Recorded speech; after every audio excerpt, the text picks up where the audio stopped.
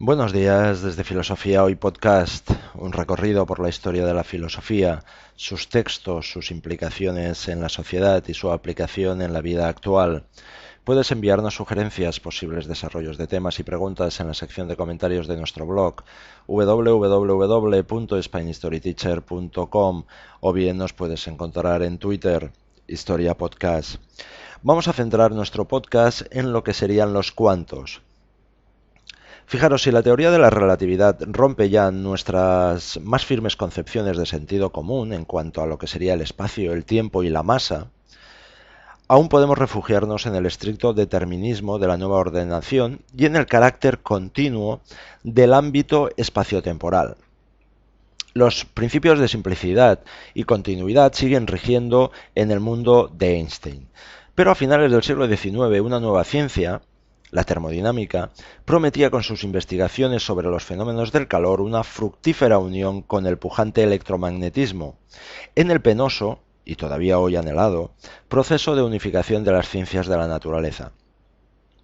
Que el calor era una forma de energía había sido ya establecido por pioneros como el conde de Rumford y como Mayer. De hecho, el primer principio de la termodinámica no es otro que el de la conservación de la energía en la clásica formulación de Hermann Helmholtz.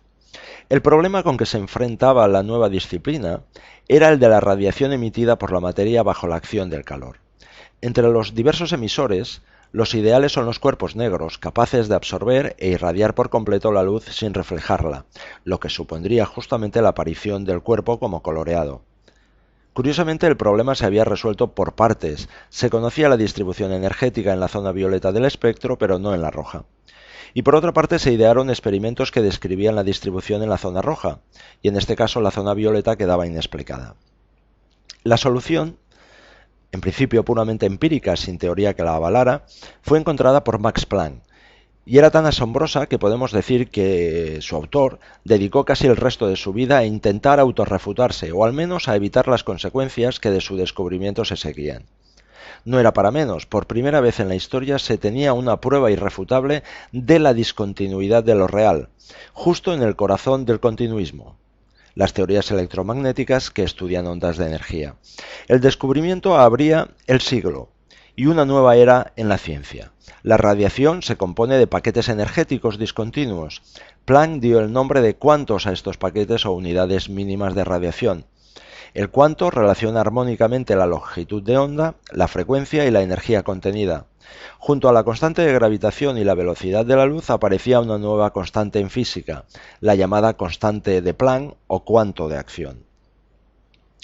Así pues, tanto la materia, los átomos, como la energía, los cuantos, constaban de unidades discretas. La teoría prometía tales cambios que no fue aceptada hasta 1905. De nuevo es Einstein el que recoge el reto y, generalizando el descubrimiento de Planck, logra explicar el efecto fotoeléctrico.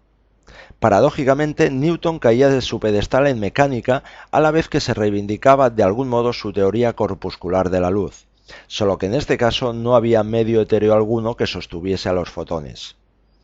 Pero no se había asimilado aún bien las consecuencias de este atomismo energético cuando en 1923 el príncipe de Broglie demostraba que si la radiación muestra en algunos casos caracteres corpusculares, también los electrones presentan características ondulatorias, en un juego de ocultación y desvelamiento que recuerda a la profunda sentencia de Heráclito.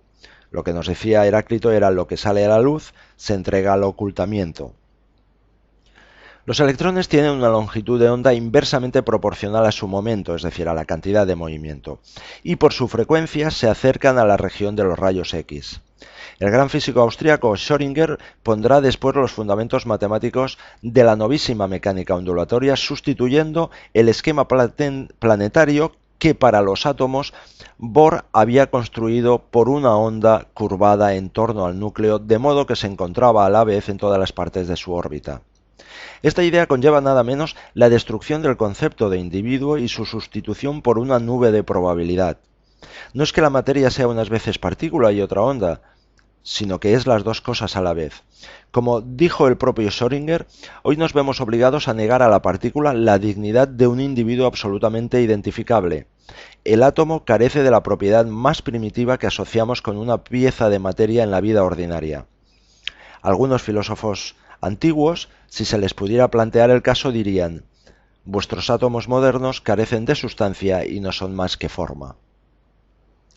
De este modo, fijaros que la mecánica cuántica parecía apoyarse peligrosamente en un idealismo de nuevo cuño, casi en un pitagorismo, como pudo pensarse cuando apareció en escena uno de los físicos más importantes, Heisenberg. Heisenberg puso al día y perfeccionó el llamado cálculo matricial, donde una de las propiedades más importantes es que no existe la conmutatividad, es decir, A por B no es lo mismo que B por A. Y este cálculo matricial lo perfeccionó sobre bases estrictamente probabilísticas, con la especial circunstancia de que la materia parecía reducirse al mero cálculo matemático. Por otro lado, la influencia de Platón en Heisenberg es patente, es de sobra conocido que de joven conocía casi de memoria el Timeo. Por vez primera, la imagen era absolutamente barrida de la física. Con el cálculo de matrices, la materia no es ya partícula ni onda, ni ninguna otra cosa describible, sino aquello que cumple un puro esquema matemático, regido por el principio de simetría. Es sistemático, y también muchas veces doloroso, que los viejos Einstein y Planck se opusieran con todas sus fuerzas a los nuevos derroteros. Siglos de lucha por el objetivismo y la aséptica descripción de lo en sí parecían entregarse ahora a un subjetivismo desaforado que sin embargo funcionaba. En 1927 Heisenberg rompe otro sagrado principio, el de determinación. Sin embargo, esta ruptura se sigue naturalmente de las nuevas fórmulas, ¿no? A partir de la fórmula de E es igual a mc al cuadrado de Einstein y a partir de la fórmula de Planck. A la vez, la iluminación de cualquier objeto con fines de observación dispersa sus electrones, ya que la luz con que se observa está compuesta también de partículas, que son los fotones, que presionan sobre los átomos observados. Es decir, el principio de indeterminación de alguna forma nos expresa que cuanto más claramente queda especificada la posición de una partícula, menos claramente puede fijarse su momento, y a la inversa. Fijaros que el triunfo indiscutible de la mecánica cuántica muestra claramente que ya no se trata solo de hacer ciencia, se trata de adquirir un nuevo modo de pensar, una nueva filosofía, de la cual estamos aún, podríamos decir, al principio. El esquema del mecanicismo ha desaparecido, pero aún nos atormenta como los viejos fantasmas. ¿Qué pensar de un mundo donde el espacio se abulta o encoge a capricho? El tiempo acelera o decelera según la velocidad del móvil, la masa se anula o se hace infinita, la energía se rompe en fragmentos, pero la materia dura se presenta en forma de ondas que, en el fondo, no son tales, sino nubes de probabilidad regidas por matrices en las que no valen los principios de la matemática de siempre. Sin embargo, este es nuestro mundo. Habrá que acostumbrarse a vivir en él.